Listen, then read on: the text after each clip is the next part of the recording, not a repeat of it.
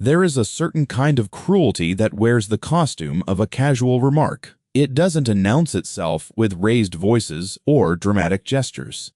It arrives quietly, dressed in laughter, slipped between sentences at a dinner table, while the candles burn low and the wine glasses catch the light.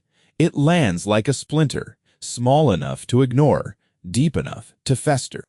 And sometimes the person who delivers it has no idea that the table they're sitting at, the food they're eating, the very room in which they've chosen to perform their small cruelties, belongs to the person they're trying to diminish. This is the story of Marcus Webb, a man who spent 9 years building something extraordinary in silence, while the people who once dismissed him remained completely unaware of what he had become. And on one particular Friday evening in October, every carefully constructed wall between his past and his present came down at once. Before we go any further, if you're new here, take a moment and hit that subscribe button. Stories like this one come out every week, and I promise you, you don't want to miss what's coming next. Drop a comment below telling me where you're watching from. There are people tuning in from every corner of the world, and every single location surprises me. Now let's get into it. Marcus Webb was 34 years old when this story reached its turning point, which means you need to understand who he was at 25. The year that everything he thought he knew about love and his own future collapsed in the space of a single conversation. At 25, Marcus was a culinary school graduate working as a junior sous chef at a mid-range hotel restaurant in the city, a place that served adequate food to indifferent guests and paid its kitchen staff the minimum it could justify. He was talented. Anyone who worked alongside him knew it. But talent in a kitchen without capital, without connections, without someone willing to stake their reputation on yours means very little in the short term. Marcus understood this. He was patient. He had a plan that existed mostly in a notebook he kept on his nightstand, filled with margins of scrawled calculations and sketched floor plans and names of suppliers he'd called cold just to introduce himself. He had been with Diane Holloway for 3 years when the relationship ended, 3 years that he had believed, with the sincere and slightly foolish confidence of a man in his mid-20s, were building towards something permanent. Diane was sharp and beautiful and socially assured in a way that Marcus, who had grown up in modest circumstances and learned the world largely through books and kitchens, had always quietly admired. Her family, her mother, Margaret, her father, Robert, and her younger sister Celeste occupied a comfortable position in the city's professional class. Her father was a property solicitor. Her mother sat on the boards of 2 charitable organizations. They went on holidays to places Marcus had only read about. They spoke with the easy confidence of people who have never genuinely worried about money. Marcus had tried. He had dressed well for every family dinner. He had brought wine he couldn't easily afford. He had been unfailingly polite to Margaret, who regarded him with the particular brand of cool assessment that wealthy mothers reserve for the men they consider insufficiently credentialed for their daughters. Robert had been less hostile, simply distant, treating Marcus as a temporary feature of the landscape rather than a person worth investing in. Celeste, 8 years younger and still in university at the time, had barely registered his existence at all. Diane had told him on a Tuesday evening, in the kitchen of the flat they nominally shared. He was there 5 nights a week, but only half his belongings had made the journey, as though some subconscious part of him had known not to fully commit, that she didn't see a future between them. She had been composed about it. That was the word he returned to later. Composed. As though she had practiced, as though she had made peace with the decision before she delivered it. She said she admired him, which felt worse than if she had simply said she didn't. She said she thought he was going to have a wonderful life, which sounded to Marcus, standing in that kitchen, holding a dish towel, like a benediction delivered to someone being buried. What she did not say, but what Marcus understood clearly from the texture of the conversation and from a remark Margaret had made 3 months earlier about stability and trajectory, was that she was leaving, because her family didn't believe he was going anywhere. A junior sous chef with notebooks full of plans and no capital to execute them was not the vision the Holloways had for their eldest daughter. That was the architecture of the decision, even if Diane herself would never have framed it so bluntly. He moved out that week. He gave back the key. He did not make a scene, did not send a series of escalating messages at midnight, did not ask for reconsideration. He took his notebooks and his knives, a chef's most personal possessions, and he went back to the small flat he could afford on his salary, and he sat with the particular silence of a man who has been quietly told he is not enough. And then, because Marcus Webb was the specific kind of person he was, he opened the notebook, and he got to work. If you're still with me, go ahead and hit that like button right now. Not because I'm asking as a formality, but because this story deserves every bit of the attention it's going to get. Trust me. The 9 years between the end of Marcus and Diane and the night of Celeste's engagement dinner did not unfold easily or quickly. If you are expecting a story in which a man is heartbroken in October and mysteriously wealthy by the following spring, this is not that story. What happened to Marcus happened the way real things happen. Slowly, through compounded effort, through setbacks that would have ended lesser commitments, through early mornings and late nights in kitchens that smelled of other people's visions, while he quietly refined his own. At 26, Marcus took a second job working private events to save capital. At 27, he left the hotel restaurant and took a position as head chef at a small but respected neighborhood bistro, where the owner, a retired journalist named Owen Farrell, had enough taste to recognize ability and enough sense to get out of the way of it. Under Marcus, the bistro earned a positive review in a food publication that mattered to the kind of people who spend money on meals. It wasn't fame. It wasn't even close. But it was a signal. At 28, Marcus began seriously courting investors. He had, by this point, a refined business plan, a developing reputation, and the singular persuasive asset of a man who can actually cook for the people he needs to convince. He held 3 private dinners in Owen's Bistro on off nights, cooking for small groups of potential backers, and by the end of the 3rd dinner he had 2 serious conversations in progress. At 29 says, after 8 months of negotiation and due diligence and paperwork that required a solicitor's guidance and cost him savings he found painful to part with, Marcus Webb secured sufficient funding and a lease on a property in a newly developing section of the city's East Quarter. The restaurant was called Ardent. It opened on a Thursday in March when Marcus was 29, on a street that still had construction hoardings at one end and smelled faintly of freshly poured concrete. He had 40 covers, a small bar, a menu that changed with the season and reflected a sensibility that was entirely and unmistakably his own, influenced by classical French technique shaped by his grandmother's West Indian cooking, executed with the kind of precision that only comes from years of grinding work in other people's kitchens. The first year was what first years in restaurants always are, a sustained exercise in controlled crisis. There were months when Marcus could not pay himself a living wage. There were staff departures and supplier disputes, and one catastrophic week in August when the refrigeration system failed and he lost inventory worth more than he could comfortably absorb. He did not close. He did not fold. He restructured, renegotiated, and he cooked. By the end of year 2, Ardent had earned a recommendation in a national dining guide. By year 3, a prominent critic had visited twice and written, on the second occasion, a review that described the food as quietly magnificent and called Marcus Webb a chef whose restraint is itself a form of confidence. Reservations, which had been something Marcus anxiously refreshed on his laptop each morning, became something he could no longer personally track. He hired a reservations manager.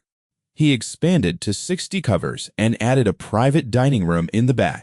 By the time Marcus was 32, Ardent held 2 industry awards and a Michelin star, the single star arriving in a telephone call that Marcus took standing in the walk-in refrigerator because he ducked in there for a moment of quiet and didn't want to miss the call.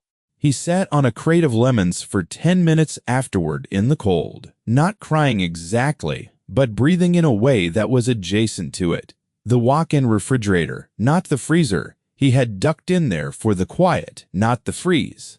9 years of notebooks, and pre-dawn mornings, and the Holloway's polite dismissal, and Diane's composed Tuesday revelation, sitting in that moment with him like guests who had finally been shown the door.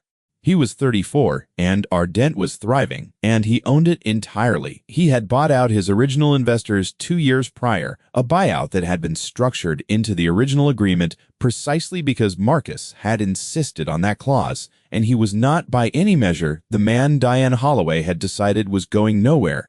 He did not think about Diane often. That is the honest truth, and it matters to tell it honestly. He was busy. He was absorbed. He had a life that he had built with his own hands and his own vision, and it occupied him completely. He was aware in the diffuse way that you remain aware of old weather after it's passed, that she had married a man named Philip who worked in finance, that they had a pleasant life in a pleasant part of the city, and that her family continued to be exactly what they had always been. He was not bitter. He had metabolized that old pain into something useful, and then spent 9 years running on it. What he had not anticipated was Celeste. Celeste Holloway, 8 years younger than her sister, 27 years old now, had been a university student barely aware of Marcus's existence during the 3 years he dated Diane. She had grown, by the accounts of people who knew the family, into something very much like her mother, sharp-tongued, socially confident, with a performer's instinct for an audience and a certain casual cruelty that she had learned to disguise as wit. She had spent the last 2 years with a man named Griffin, who worked in property development, and Griffin had proposed 3 weeks before the October evening in question, with the kind of ring that announces its price tag before the box is even fully open. The engagement dinner was arranged by Margaret Holloway, which is to say it was arranged with the comprehensive seriousness of a military campaign. The finest restaurant in the East Quarter, private dining, the best menu. C. She called Ardent on a Monday morning, spoke with the reservations manager, and booked the private dining room for Friday evening at 7:30. 14 guests. The tasting menu. Wine pairing.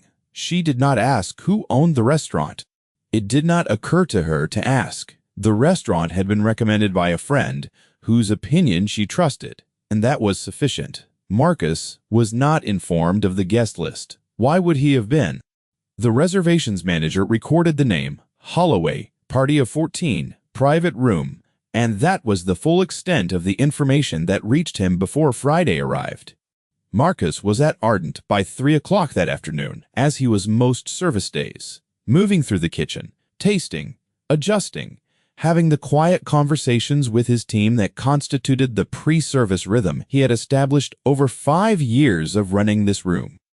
He did not learn who his guests were until 6:45 that evening, when he stepped into the narrow corridor outside the private dining room to check that everything was set. The linens, the candles, first course mise en place already staged and waiting. And he glanced through the small window in the door and saw Margaret Holloway standing at the head of the table, holding a glass of champagne and surveying the room with the expression of a woman, confirming that reality has met her standards.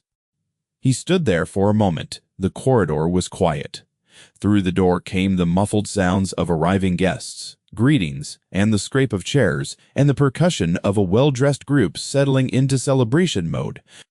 Marcus's chef de cuisine, a meticulous man named Paolo, appeared at his elbow with a clipboard question about a dietary note on one of the covers, and Marcus answered it without looking away from the window. Then he stepped back, straightened his jacket, and went into the kitchen. He told no one. He adjusted nothing. The evening would proceed exactly as it was designed to proceed, with the same care and the same precision that every evening at Ardent received. He owed his guests nothing less than that, regardless of who they were. That was the standard he had set, and it did not bend for personal history. What he did do, quietly and without ceremony, was take the small leather holder from the inner pocket of his chef's jacket, the one that contained his business cards, the cards that bore his name and his title, that read Marcus Webb, owner and executive chef, Ardent, and he placed it in the breast pocket of his jacket, where it sat against his chest like a small warm fact, waiting. The evening began beautifully, as evenings at Ardent reliably did. The first course went out at 7:45, a delicate arrangement of cured sea trout, creme fraiche, and preserved lemon that had become something of a signature, and the response from the private room was audible even through the closed door, the particular quality of silence that descends on a table when food has genuinely surprised them. Marcus sent each course out with the focused attention of a conductor managing a full orchestra. The kitchen ran with the efficiency of a well-practiced ensemble, every station performing, every plate leaving the pass at the precise moment it should. This was the work. This was what he had built. And he was aware, at some level below thought, that on the other side of that door a collection of people who had once found him insufficient were eating food that bore his name and confirmed, plate by plate, exactly what he had become. At 9:15, as the main course was being cleared and the cheese board was being assembled, Marcus made the decision to walk the private room, a practice he observed on special occasions, moving table to table to speak briefly with guests, the personal touch that Ardent's reputation partly rested on. He straightened his jacket, he walked through the door. The room was warm and candlelit. The guests, in that particular state of loosened pleasure that a good meal and generous wine produces. He recognized Diane first at the far end of the table, sitting beside a man who must have been Philip, comfortable-looking, slightly florid from the wine. He recognized Robert Holloway, older and slightly reduced, still with the same distant expression. He recognized Margaret, already watching him with a small, sharpening frown, the gears of recognition beginning their slow revolution. And he recognized Celeste. She was 26, and she was radiant, in the way of newly engaged women who know they are the center of the evening, bright-eyed, pink-cheeked, leaning into a broad-shouldered man who could only be Griffin. She was laughing at something. When Marcus entered, she looked up. The recognition, when it arrived, came with an expression Marcus had not quite expected. Not embarrassment, not the cautious neutrality of someone uncertain how to navigate an unexpected encounter. Instead, after the first flicker of surprise, something settled on Celeste's face that looked uncomfortably like the thing it was, amusement. "Oh, wow," she said, and her voice carried in the small room the way she had clearly intended it to. Diane, look." She touched her sister's arm. What was his name? Marcus? Diane's Marcus.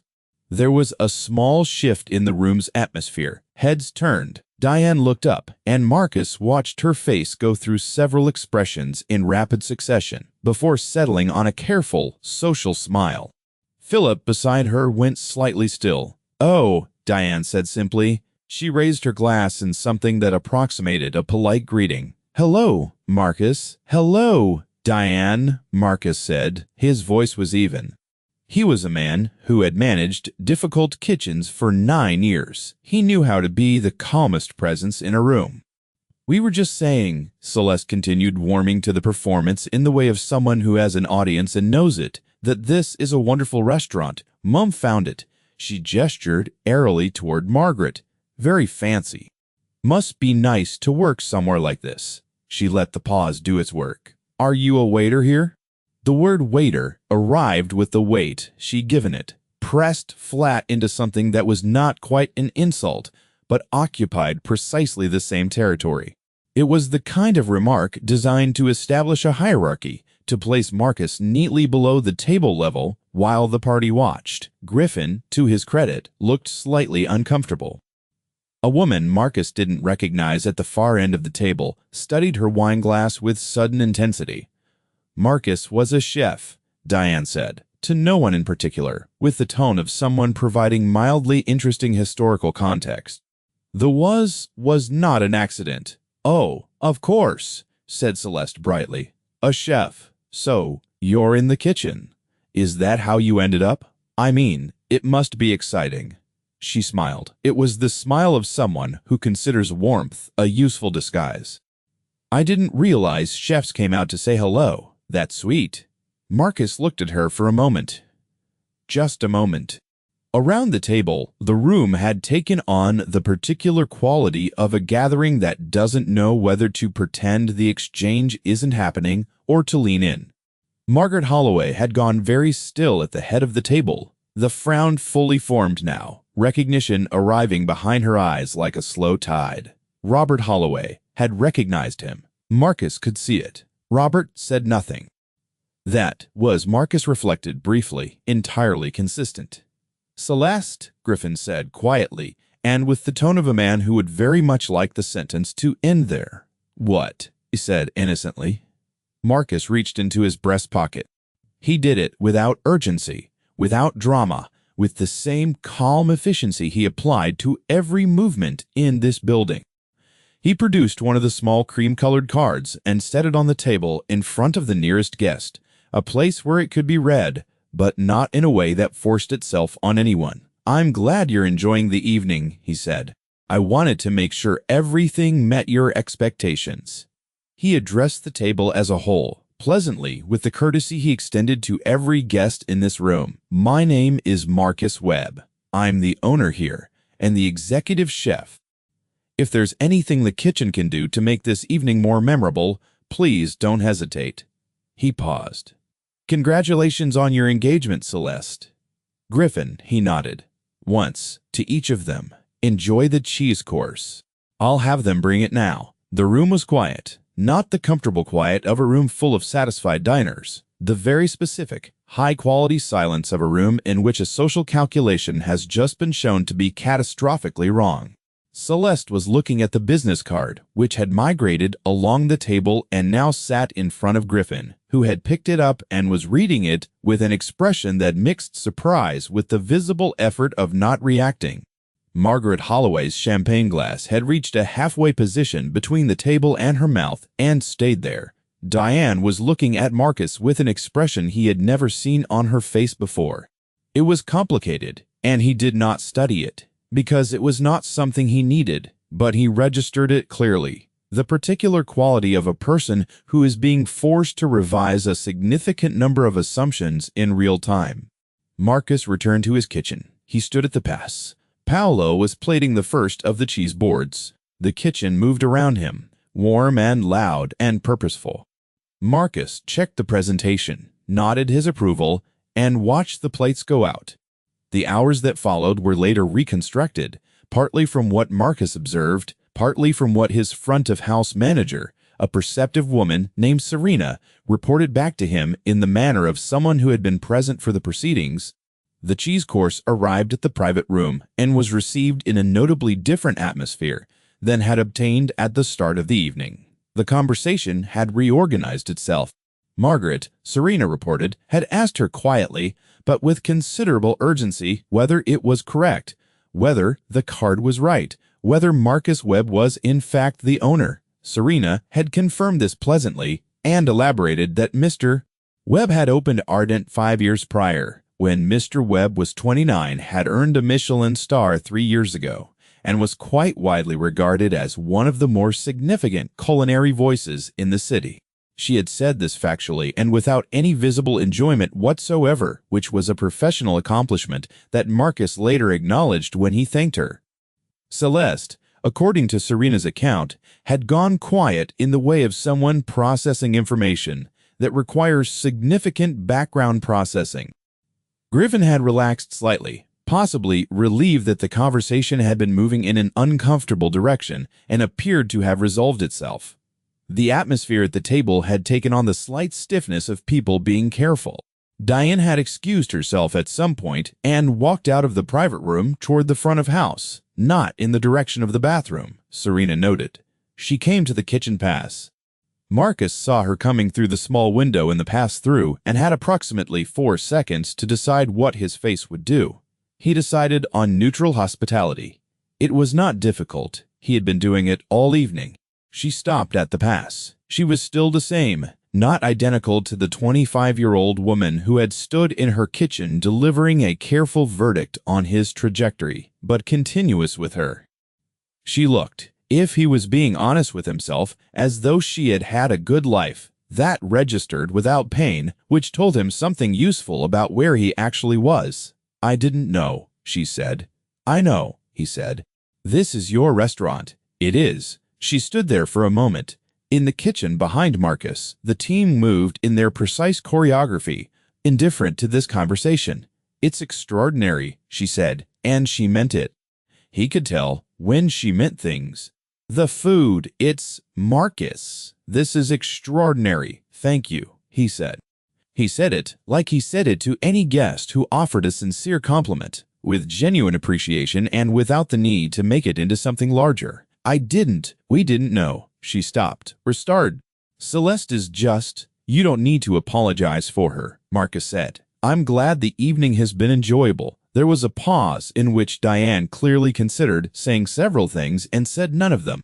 She nodded. Finally, a small movement that carried something in it that might have been the acknowledgement of a debt she couldn't figure out how to settle. Then she went back to the private room.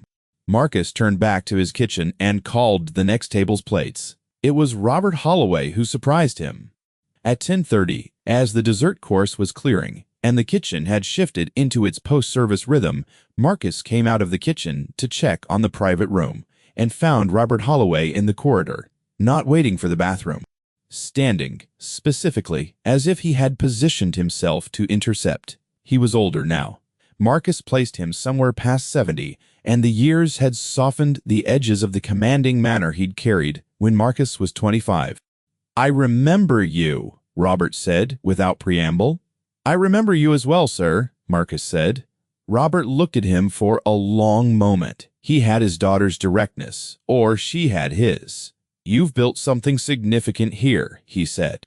"Yes," Marcus said. He did not elaborate, did not minimize, did not perform humility. He didn't feel. It was a fact. He agreed with it. Robert nodded slowly. "I wasn't unkind to you, I don't think," he said, as though continuing a private argument. "You weren't," Marcus said. That was also true. Robert had been indifferent, which was its own category. "But I wasn't." The older man paused. "I didn't see it." "No," Marcus said. There was something in Robert's expression that was the closest thing to an apology the architecture of a man like him could produce. Not a statement, but a settling, a rearrangement of the face that acknowledged a mistake without being quite able to name it. Marcus accepted it as what it was. "The food," Robert said, reverting to the solid ground of concrete observation. "The lamb, that was something. I'm glad," Marcus said. Robert returned to the private room. Marcus stood in the corridor for a moment, alone, listening to the sounds of his restaurant at late service, the distant kitchen noise, the hum of conversation in the main dining room, the soft movement of Serena and her team on the floor. This building, this running, humming, living thing that he had willed into existence. He had been dismissed in a kitchen 9 years ago, and he had taken that dismissal and built something from it, and the building was real, and the star was real, and the lamb that Robert Holloway had called something was real. He went back to his kitchen after 10:45. The private dining party prepared to leave. Marcus did not return to the room. He had done what he came out to do, which was run the service to the standard of the restaurant, and the service had been exemplary. His team had performed without fault. Serena managed the departure with her customary grace. But before the party fully dispersed, Celeste came to the kitchen. She came differently than Diane had, not with the fluid movement of someone navigating a familiar type of situation, but with the slightly effortful directness of someone who has made a decision and is committed to executing it before they can reconsider.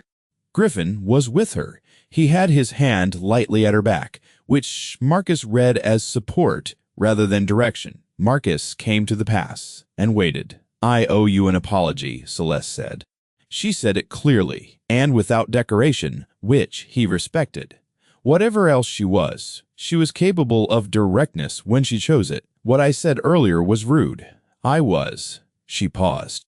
I was being unkind. For no good reason, and I'm sorry. Thank you, Marcus said.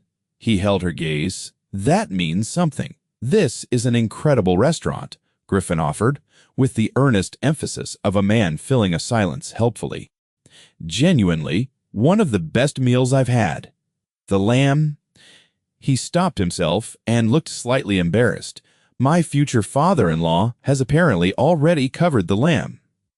Marcus found, unexpectedly, that this was funny. He smiled, and it was a real smile, the unperformed kind. Then I'll take it as a consensus. There was a moment that was almost comfortable. Congratulations again, Marcus said, both of you. I hope it's everything you want it to be.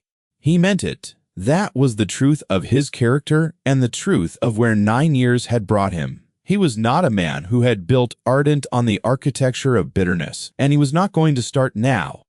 He had built it on skill and patience and the single-minded conviction that the notebooks on his nightstand had been right all along. That was enough. It was more than enough. Celeste nodded, gathered something privately in her expression, and left. Griffin lingered for half a second, met Marcus's eye, nodded with a sincerity that seemed genuine, and followed her. The private dining room cleared. Serena reported that the final bill had been settled. It was substantial, as tasting menu evenings for 14 with wine pairing tend to be, and that Margaret Holloway had, upon signing the payment receipt, sat for a moment looking at the name on the card reader, Ardent M. Webb, proprietor. She had not said anything. She had signed. She had left. Marcus stayed after close, as was his habit. He sat in the quiet of the empty dining room after his team had gone, with a glass of the red they'd been pouring by the glass that week, and he let the evening settle. He thought about Diane in the kitchen at 25, composed and certain. He thought about the notebooks. He thought about the pre-dawn mornings and the refrigeration failure, and Owen Farrell laughing at something in the bistro kitchen on a slow Tuesday. He thought about the walk-in refrigerator and the crate of lemons and the phone call that had informed him of what he'd earned. He thought about Robert Holloway standing in the corridor arranging his face around a concession he didn't have words for. He thought about Celeste's apology, which had been imperfect and genuine and worth receiving. He thought about a word that he had not used much, because it had a flavor of triumphalism that didn't sit well against his sense of himself, vindication. And he examined it now, turning it over quietly the way you turn over something you found on the ground to see if it's worth carrying. He found that what he felt was not quite vindication, it was something quieter.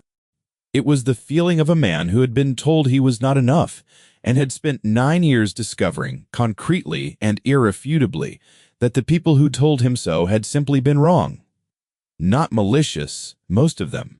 And the wrongness had been demonstrated not through argument, or confrontation, or any of the satisfying film ending moments that revenge fantasies are structured around, but through the patient accumulation of real work. That was harder and slower and infinitely more durable. What he felt, sitting in the late quiet of Ardent with his glass of red and the candles burning down, was something close to peace. He would be 35 in February. The restaurant had a waiting list that ran 8 weeks for weekend dinner service. He was in preliminary conversations with a landlord about a potential second site. His team was the best he had ever assembled. And on a Friday evening, in October, 14 people, including the family of the woman who had once determined him insufficient, had eaten his food and been moved by it in the involuntary way that only good cooking can move you. He finished the wine. He switched off the last of the lights. He locked the door of Ardent behind him and stood for a moment on the street, his breath faint in the October air, the city continuing around him with its customary indifference. Then he went home. He had an early start. Now, if you've made it this far, I want to ask you something. Honestly, we all have people in our past who made a decision about our ceiling, about what we were capable of, about whether we were worth their time or their faith. Sometimes those people are former partners, sometimes they're employers or colleagues, or even family members. And sometimes we get to discover in ways large or small that they were wrong. But here's what I think the real lesson of Marcus's story is, and I want you to sit with this for a moment. The most powerful thing Marcus did was not walk into that dining room with a business card. He did that, yes, and it was a moment worth everything it contained. But the actual power, the real architecture of that evening, was built in the 9 years before it. It was built in the notebooks. It was built in the mornings when no one was watching and no one was going to congratulate him for showing up. It was built in the decision to buy out his investors, to hold ownership of the thing he created, to refuse the easier path of simply being part of someone else's structure. When Celeste asked if he was a waiter, she was operating on 9-year-old information, processed through the lens of a woman who had never thought about him at all. The card that Marcus placed on that table was just evidence. The work was the statement.